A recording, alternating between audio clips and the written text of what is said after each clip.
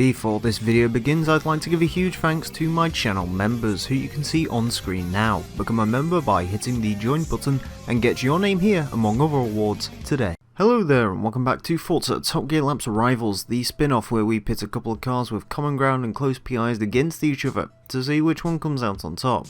Today we dial the time back to the 80s and take a look at what some would refer to as the golden era of rally with Group B, where there was a true fight among some of the fastest and most powerful rally cars ever produced. Today we take a look at two cars from this historic discipline in full Group B specification. First up, the Lancia Delta S4, Lancia's second attempt at a Group B car, building on the previous Group B efforts of the 037, which was the only rear-wheel drive car to beat the mighty Audi Quattro. The Delta body and name is purely for marketing purposes. Underneath the Delta S4 is a significantly different beast.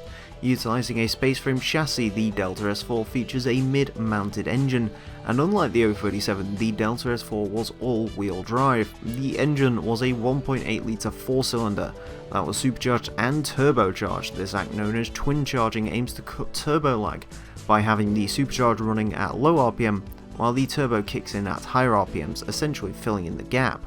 Supposedly this engine could develop around 1000 horsepower in testing, although in competition spec this was halved. The all-wheel drive system used 3 differentials and could be tweaked for more torque to the rear if this was required. The Delta S4 was introduced at the 1985 Wales Rally and won, making it an instant top-tier competitor. For the 1986 season, the S4 returned and achieved 4 victories total, and came second in the manufacturer's standings, losing out only to Peugeot's effort, the 205 T16. However, this would be the final year of Group B and the final year of the S4's rallying career. This was partly due to an incident involving the S4, where the team of Toy Vonen and Quattro were killed when their S4 plunged into a ravine and burst into flames. This was the final straw for the FIA, who cite this as the reason they abolished Group B. Today, the S4 is remembered as one of the craziest Group B cars of the classification, although this was not the end of Lancia's rallying career, as the Group A variant of the Delta would go on to achieve 6 consecutive manufacturers' championships, a feat unbroken to this day, making the Delta one of the most successful rally cars ever produced. In order to battle the Lancia then, we need something special. Well, there's only one thing for it. Let's fire up the Quattro. More specifically, this Quattro, the 1986 Audi Quattro S1. Unlike the Delta S4, the Quattro wasn't an entirely different car to its namesake.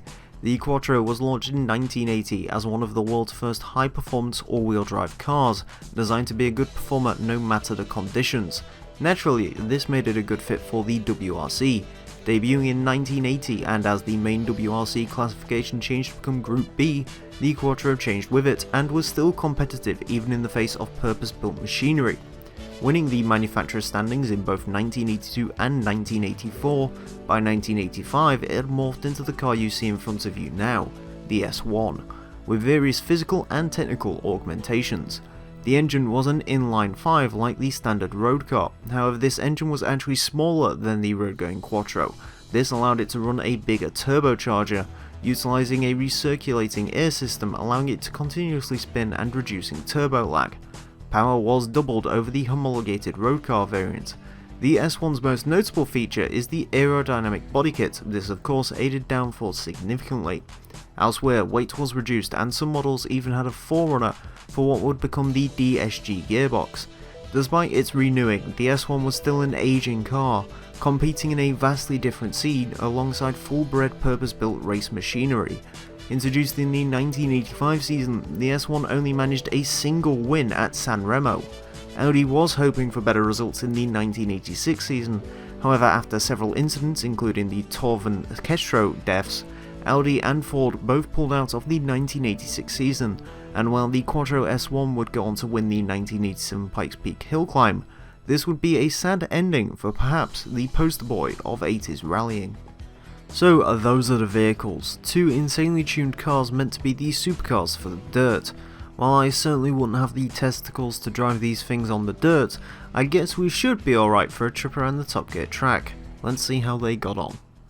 Let's start then with the first car. We looked at the 1985 Lancia Delta S4 Group B, 480 horsepower, 361 foot-pound torque, 2,116 pounds of weight. On paper, this is the superior car in every single way. It's slightly more powerful, slightly torquier, and crucially, it is a lot lighter, 300 pounds lighter than the Audi Quattro. I do love the Delta S4, I love its mad styling, I love the mad engineering behind it. It is a truly excellent car, whether you go for the Stradale version or the Rally version. The question is, how does it drive in-game? Well, first thing I noticed, something that caught me quite off guard, this car actually has surprisingly long gear ratios. It never really got out of third gear, which is really insane when you think about it for a rally car. Rally cars are renowned for their ridiculously short gearing, and this simply doesn't have it. Other than that though, this car is wonderful in every single way, and to be honest with you, the long gear ratios actually make it a slightly more drivable. It has some of the best brakes I've ever driven in the game, and just overall the handling and everything about it I love. It's all-wheel drive, there's not too much power for it to cause issues with understeer and so on, and it's just an absolutely fantastic chassis, a really excellent car to drive, one that I applaud you all to go and check out yourselves.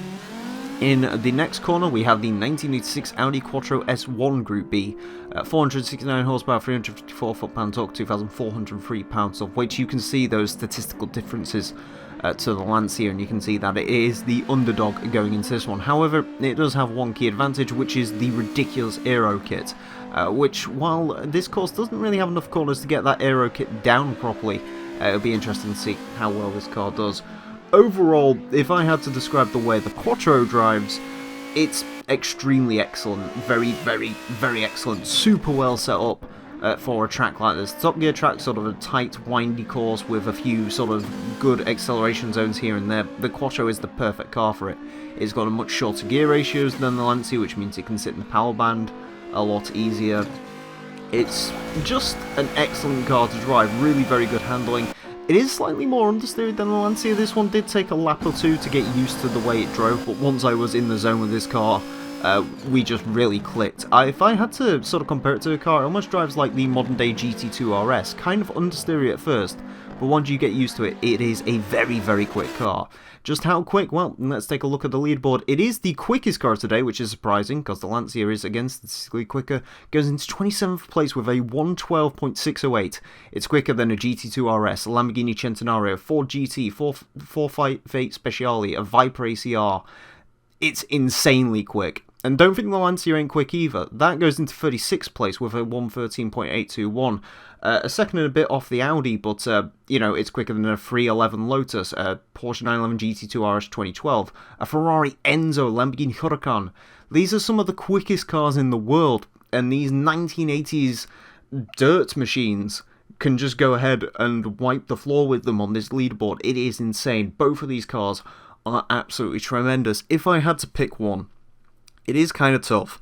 The Audi is, by no question, the quicker of the two cars. I think it is partially down to the aerodynamics. That's the only thing I can think of, because, again, statistically, the Lancia should have won this.